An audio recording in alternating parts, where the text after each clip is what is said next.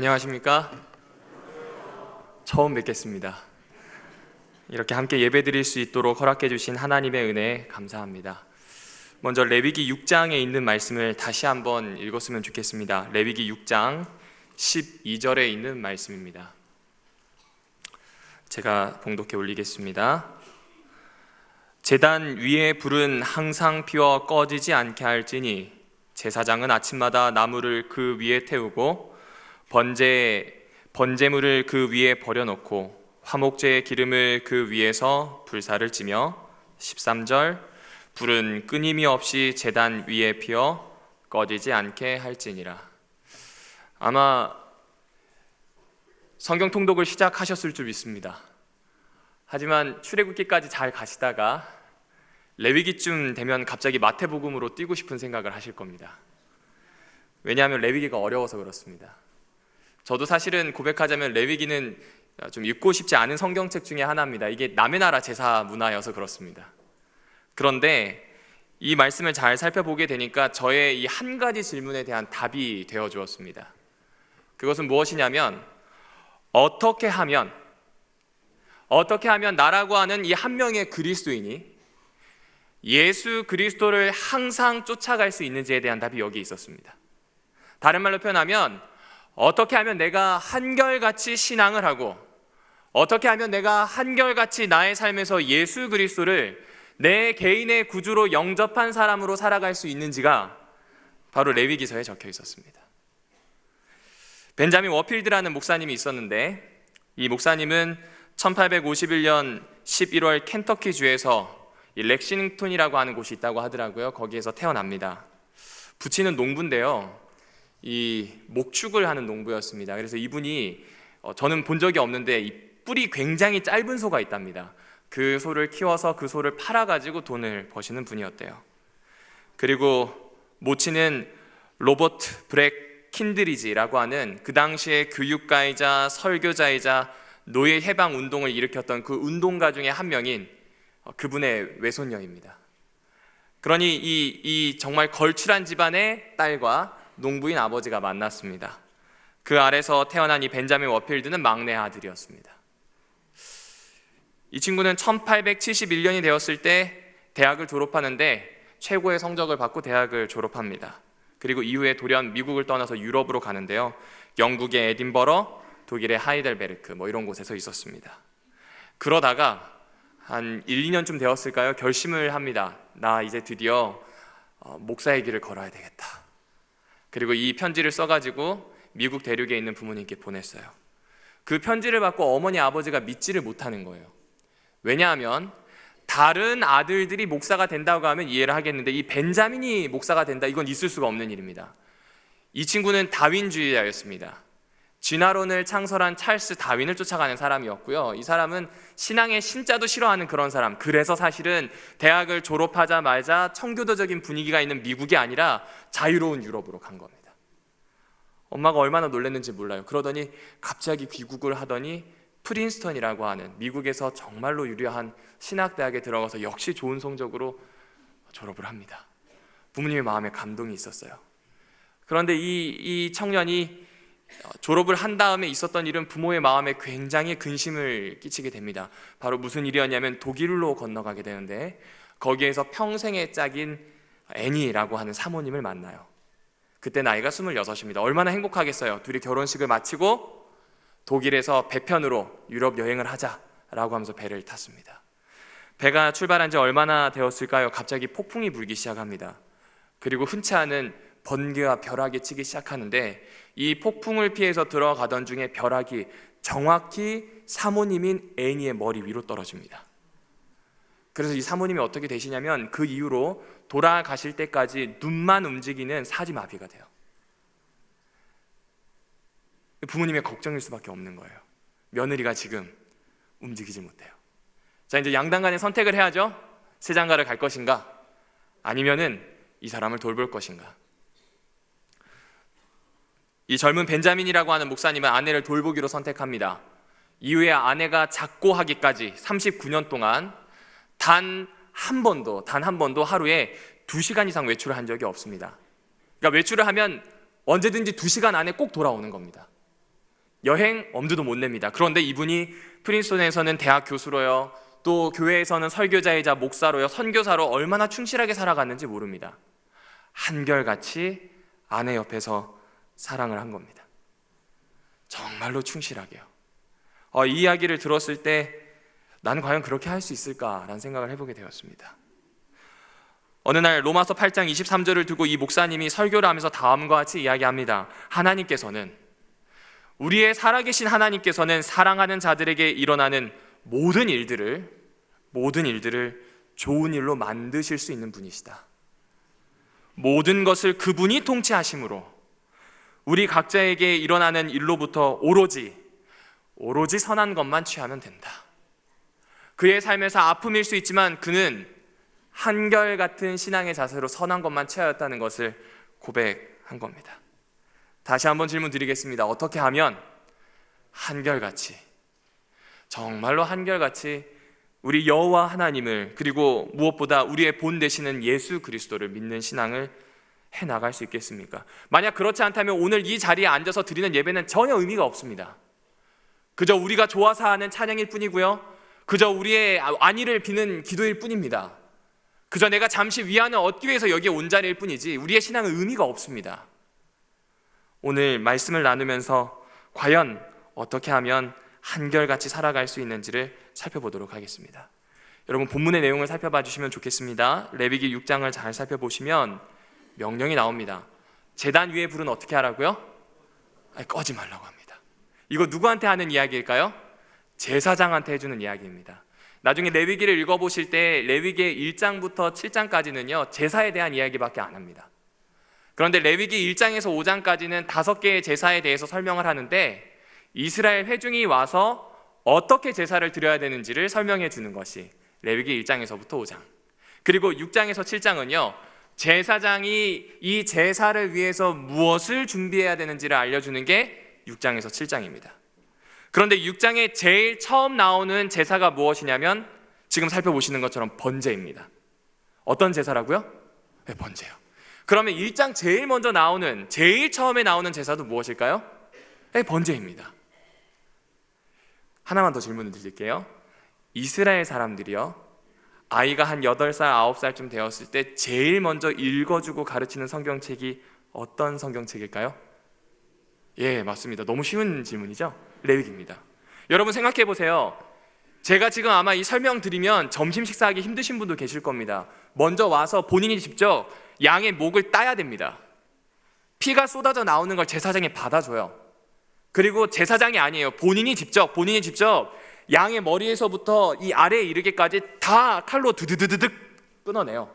안에 있는 거 다 꺼낸 다음에 그것을 제단 위에 얹고요 제사를 드려요. 이렇게 잔인할 수 있는 이야기를 누구에게 가르친다고요? 8살, 9살짜리에게 가르친 이유가 무엇일까요? 왜 번제를 제일 처음 이야기하고 왜 레위기를 제일 처음 이스라엘 백성들, 그 자녀들에게 가르칠까요? 기본이기 때문에 그렇습니다. 가장 기초가 되는 것이기 때문에 제일 먼저 가르칩니다. 그 제사 중에서 번제가 가장 기초가 되는 것이기 때문에 제일 먼저 둔 겁니다. 나중에 레위기서를 읽어보시면 아시겠지만 번제에는 모든 제사가 그 위에 쌓이도록 되어 있습니다. 속건제를 드릴 때도 번제물 위에 얹어야 됩니다. 소제라고 하는 곡식으로 드리는 제사를 드릴 때도 번제물 위에 올려야 합니다. 베이스가 되는 거예요. 기초가 되는 제사가 무엇이라고요? 번제. 그렇기 때문에 이 레위기 6장에 나오는 첫 번째 제사와 레위기 1장에 나오는 첫 번째 제사가 바로 번제입니다. 조금만 더 가볼까요? 자, 이 백성들이 제사를 드리기 위하여 양을 가지고 옵니다. 양을 가지고 와서 이 성전 북쪽에 한 귀퉁이가 있습니다. 그쪽에서 양을 잡습니다. 자, 양을 잡을 때 제물을 가지고 온 사람이 잡을까요? 제사장이 잡을까요? 네, 제물을 가지고 온 사람이 잡습니다. 안수는 제사장이 할까요? 제물을 가지고 온 사람이 할까요? 예, 제물을 가지고 온 사람이 합니다. 본인 죄를 거기에다 전가하는 겁니다. 자, 그 다음에 각을 뜹니다. 각을 뜬다는 건 가져온 동물을 조각조각 내는 행동을 뜻하는 겁니다. 이거 제사장이 하겠습니까? 제물을 가져온 사람이 하겠습니까? 제물을 가져온 사람이 할 겁니다. 그러면 이 번제물을 제단 위에 올리는 것 제사장이 할까요? 제물을 가지고 온 사람이 할까요? 제사장이 합니다. 피를 받는 건요, 제사장이 합니다. 태우는 건요, 제사장이 합니다. 그러니까 굳은 일은 다 누가 하는 거예요? 제물을 가지고 온 사람이 하고요, 올리고 제사를 드리는 모든 일은 누가 한다고요? 제사장이 합니다. 그런데 레위기 6장을 봐주십시오. 제사장이 하는 명령이 이거예요. 불이 그 단위에서 절대로 꺼지면 됩니까? 안 됩니까? 안 됩니다. 피를 받고 제단에 올리고 제단에 올린 다음에 태우는 이 모든 과정의 가장 기초가 되는 게 무엇일까요? 불입니다. 불이에요. 그러니 이 불은 끄면 돼요? 안 돼요? 안 되는 거예요. 기초 중에 기초를 이야기하는 겁니다. 어떻게 한결같은 신앙을 할 수 있을까? 오늘 레위기서가 던져주는 첫 번째 메시지는 기본기를 탄탄히 하라는 겁니다. 신앙의 기본기를 탄탄히 하는 것, 그것이 우리에게 주어져 있는 일입니다. 특별히 번제는 아침 저녁으로 드렸습니다. 이때부터 시작된 번제는 바벨론의 포로가 잡혀갈 때까지 1000년 동안 드려집니다. 이들의 모든 신앙의 기초는 바로 이 번제에서 시작이 된 겁니다. 슈투트가르트에 강효정이라고 하는 솔리스트가 있습니다. 이 슈투트가르트는 발음도 어렵네요. 이 슈투트가르트는 독일에서 알아주는 무용수들이 모여있는 팀입니다. 여기에서 이 강효정이라고 하는 한국인이 강수진이라고 하는 발레리나 다음으로 들어갔다고 하더라고요. 그리고 솔리스트의 자리까지 올라갔습니다. 그것이 바로 2013년 10월자에 나온 기사였습니다. 그런데 이분이 이 발레를 시작하면서 어떤 독보적인 능력이 있었는가, 아니면 천재적인 기량이 있었는가? 아닙니다. 딱 한 가지만 했대요. 그것이 무엇이냐면 중고등학교 시절 한창 친구들이 테크닉을 연습을 했대요. 어떻게 하면 빠르게 돌고, 어떻게 하면 더 멀리 뛰고, 어떻게 하면 더 화려한 손짓을 할 수 있을지를 연습을 할 때 이 강효정이라는 이분은 뭐 했냐면 철저하게 체력 운동을 합니다. 생각을 해보세요. 엄지발가락 혹은 검지발가락, 이 두 발가락으로 온 체중을 버텨야 돼요. 그러니 몸의 균형이 잡혀야 되지 않을까요? 필라테스라고 하는 운동, 여러 운동을 해가면서 코어라고 하는 근육도 잡아주고요, 몸의 근육들을 잡는 일, 그 일에 무려 10년 이상의 시간을 쓴 겁니다.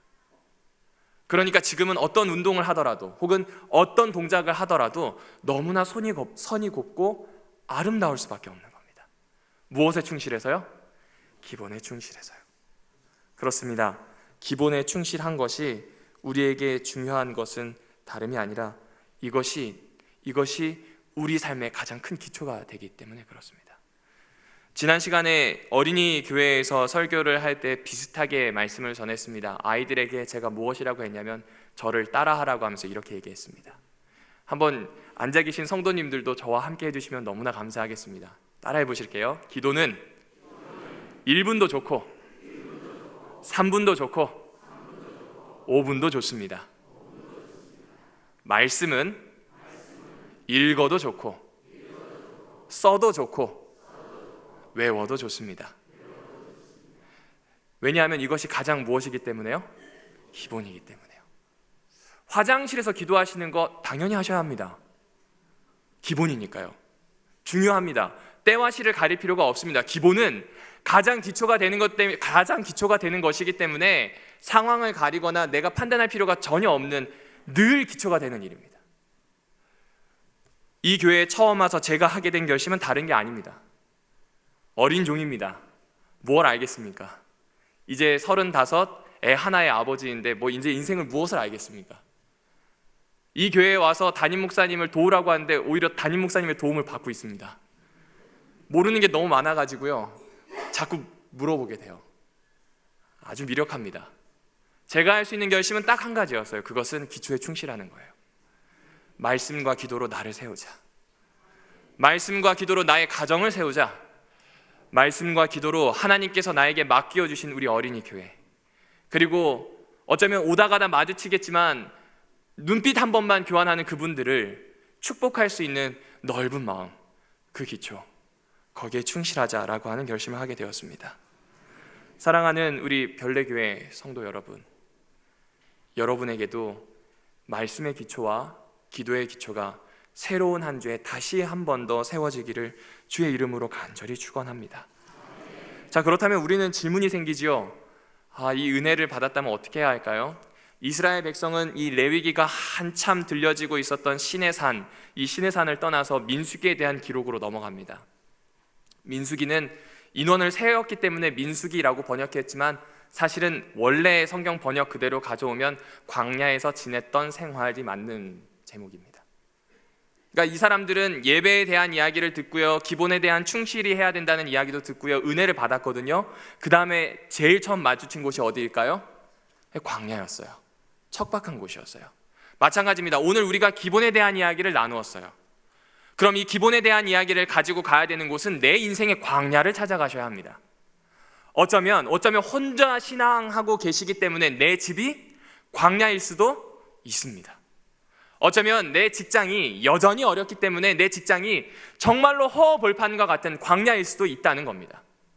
거기에서 무엇을 하는가? 그 기본기를 충실히 닦을 수 있는 훈련의 장소로, 은혜를 더 크게 하는 장소로 우리 하나님께서 선택하셨다는 겁니다. 그러면 이제 우리는 질문이 생기죠. 맞습니다. 은혜도 받고요, 기본기 충실해야 되는 것도 알고요. 그렇다면 이 광야로 간다면 구체적으로 어떻게 해야 되겠습니까? 레위기서 6장 10절을 같이 보시겠습니다. 레위기서 6장 10절입니다. 제사장은 세마포 긴 옷을 입고 세마포 속바지로 하체를 가리고 제단 위에서 불태운 번제의 재를 가져다가 제단 곁에 두고 11절 그 옷을 벗고 다른 옷을 입고 그 재를 진영 바깥 정결한 곳으로 가져갈 것이요. 굉장히 번거로워 보입니다. 이 다 타고 남은 재를 치우는 방법인데요, 세마포 옷은 하얀색이잖아요. 하얀색 바지를 입습니다.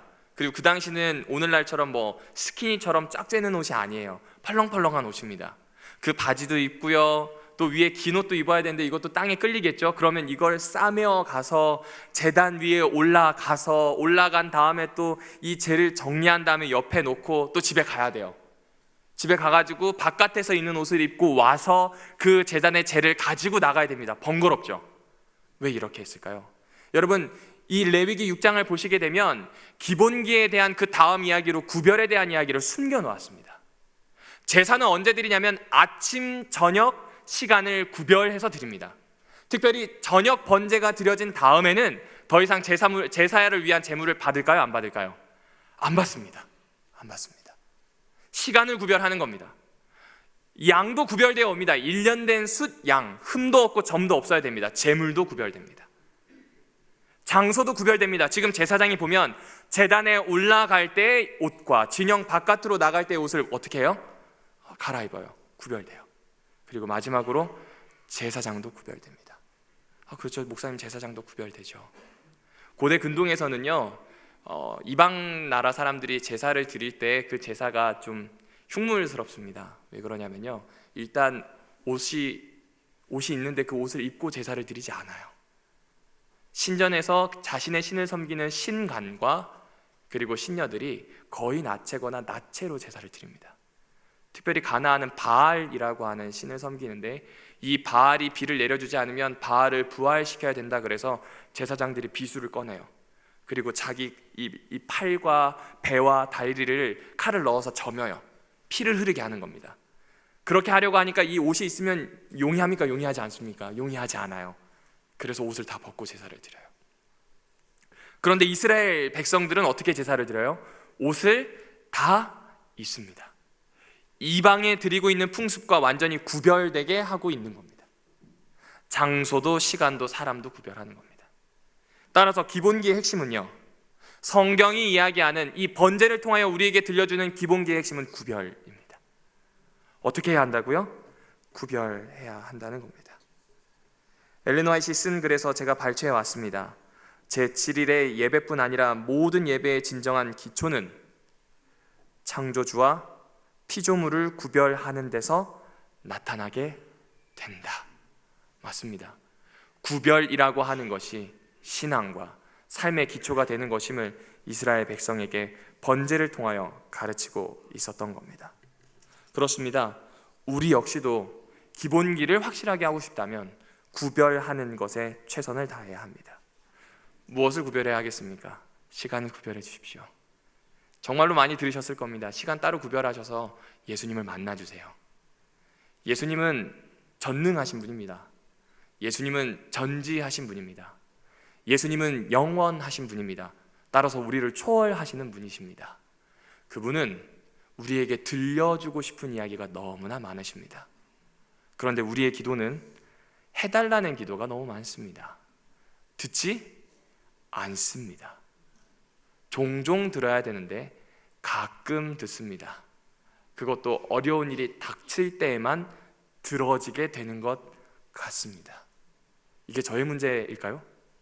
저의 문제만은 아닐 것 같기도 하고, 저의 문제였으면 저의 문제이기만을 바라는 마음이기도 합니다. 기도하실 때 꼭 듣는 기도의 시간을 내어주십시오. 장소를 구별해 주십시오. 말씀을 읽을 때 미디어로부터 놓여놔 주십시오. 휴대폰 옆에 좀 두시고요. 전화기 필요하시다면 사업하시는 분들은 선을 좀 뽑아주세요. 그리고 말씀에 집중해 보는 겁니다. 그렇다면 우리 예수님께서 들려주시는 이야기가 하나하나 들어오게 될 겁니다.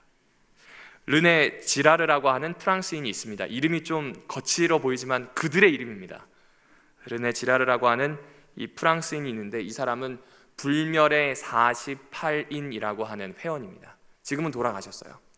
그런데 이 사람은요, 이 불멸의 48인이라고 하는 회원으로 정말로 왕성하게 활동하는데, 기독교를 조롱하는 일에 왕성하게 활동을 합니다. 특별히 이 사람은 사회학자입니다. 인문학자이기도 하고요. 왜 그렇게 하냐면, 기독교가 가지고 있는 종교는 좋은 것 같은데, 신앙은 좋은 것 같은데 해왔던 역사가 영 아니라는 겁니다. 종교 재판도 벌이고요, 사람도 괴롭히고요, 재산도 몰수하고 하는 일들을 다 그리스도 교회의 역사 안에서 발견할 수 있기 때문에 그렇습니다. 그러니 아무리 봐도 기독교의 신앙을 따라가는 것은 쓸모없는 일이라고 생각한 겁니다. 그러던 어느 날 이분이 이 연구를 하다가 희생양이라고 하는 주제를 연구하게 되었어요.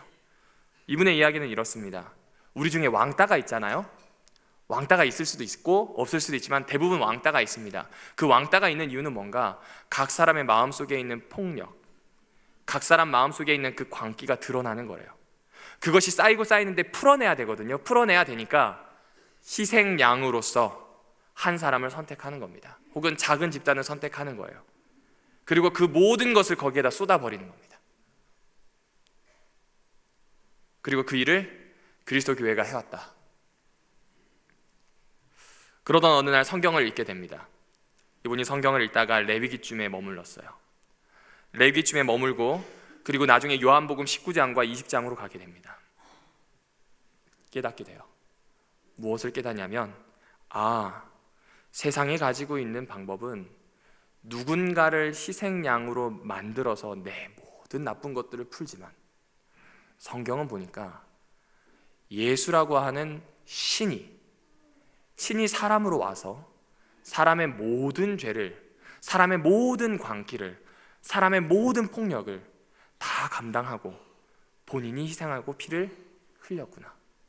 우리는 누군가를 희생양으로 삼지만 기독교의 신앙은 그 희생양 내가 되겠다고 이야기하는 신이 있구나. 그리고 그 신을 쫓아가는 사람들이 예수 그리스도의 제자이구나 라고 하는 것을 알게 된 겁니다. 그리고 그는요, 아주 효과적으로 예수 그리스도의 복음을 전하는 사람으로 바뀌었습니다. 이분 때문에요, 세계의 기라성 같은 지성인들이 다 회심을 하게 됩니다. 우리도 마찬가지입니다. 번제단이라고 하는 것은 말씀과 기도에만 집중하는, 말씀과 기도에만 집중하고 그것만 구별하는 것을 의미하지 않습니다. 삶과 연결된다는 이야기입니다. 번제는 우리가 가지고 있는 폭력, 죄를 다 녹여낼 수 있는 그런 제단입니다. 그리고 그런 제사입니다.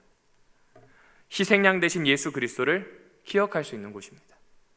우리도 그렇게 살아가기를 번제단에서 묵묵히 얘기하고 있습니다. 그렇게 살아가기를 함께 결심해보지 않으시겠습니까?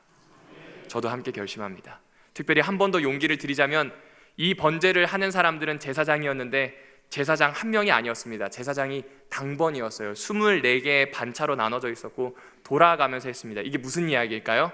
이거 혼자 할 수 있다는 이야기예요? 없다는 이야기예요? 없어요. 함께 해야 된다는 이야기입니다. 아침 저녁으로 번제물을 갈고 불을 지피는 거 혼자 하면 아마 3개월 4개월 안에 그 제사장은 과로사로 죽을 겁니다. 하나님 그런 거 원하지 않으세요. 기본에 충실하는 것, 불을 관리하는 것, 구별하는 것, 하나님 앞에 드리는 것, 이 모든 것을 어떻게 했다고요? 함께 했다는 겁니다. 옆에 있는 이 분의 손을 잠시 살며시 잡아주세요. 동성끼리는 좀 잡아주셔도 좋을 것 같습니다. 그리고 이렇게 말씀해 주세요. 당신은 나의 거룩한 동역자입니다. 왜 그럴까요? 지금부터 시작되는 기본기의 여정은 옆 사람과 같이 할 거기 때문에 그렇습니다. 여러분, 왜 옆 사람과 같이 해야 되고 벽을 무너뜨려야 되며 함께 해야 되고 연합해야 될까요? 기본기에 충실할 수 있는 유일한 동료가 내 옆에 있는 사람입니다. 사실 못나 보일 수도 있습니다. 제 와이프가 저에게 주는 핀잔 중에 하나가 무엇이냐면 당신은 유머 감각이 너무 없다는 겁니다. 하나님께서 저에게 주시지 않은 재능들이 꽤 많습니다. 그 중에 가장 도드라지는 것 하나가 무엇이냐면 유머 감각입니다. 와이프가 결혼하고 1년쯤 되었을까요? 좌절을 하더라고요. 장난을 장난으로 받지 못하는 너무 진지한 목사 때문에 힘들다고요. 근데 지금은 와이프가 다른 이야기를 해줍니다. 당신을 보고 있으면 감사하다는 이야기를 해줍니다. 근데 저도 같은 이야기를 해요. 세상에서 가장 아름다운 아내라고요. 기분 좋을 때 합니다. 여러분, 옆에 있는 사람의 좋은 점을 보아주십시오. 칭찬해 주십시오. 감사해 주십시오. 교회가 점점 커지다 보면요, 인사하기 참 애매할 때 많습니다. 그리고 옆에 있는 사람 손 한 번 잡기가 왜 그렇게 힘든지 모릅니다. 친한 사람들끼리만 친할 수도 있습니다. 근데 그거 아시나요? 지금 옆에 앉으신 이분은 제일 중요한 분이에요. 함께 기본을 하실 분이에요. 시와 때가 중요한 게 아니라 이분과 함께 하늘까지 동행해야 된단 말입니다. 따라서 옆에 있는 사람 손을 꼭 잡아주시고 이 거룩한 동역자 좋은 점을 보아주시고 감사해 주시고 존중해 주시고, 아니면 웃어주세요. 웃어주세요. 미소만큼 아름다운 것이 세상에 없습니다. 저는 오늘 이 말씀을 줄이면서 여러분과 이 결심을 함께 하고자 합니다. 함께 기본기에 충실하십시다. 저도 이 교회에서 허락되는 기간 동안 제가 할 수 있는 최선을 다하도록 하겠습니다. 무엇보다 구별하십시다. 시간과 장소를 구별하는 것도 중요하지만 삶 자체를 하나님의 말씀으로 구별할 수 있는 귀한 도전이 우리 앞에 있습니다. 옆에 있는 사람을 꼭 붙잡고 그 도전에 함께 들어가는 귀한 저와 또 우리 여러 앉아 계시는 회중이 되시기를 바라며 말씀을 줄이도록 하겠습니다.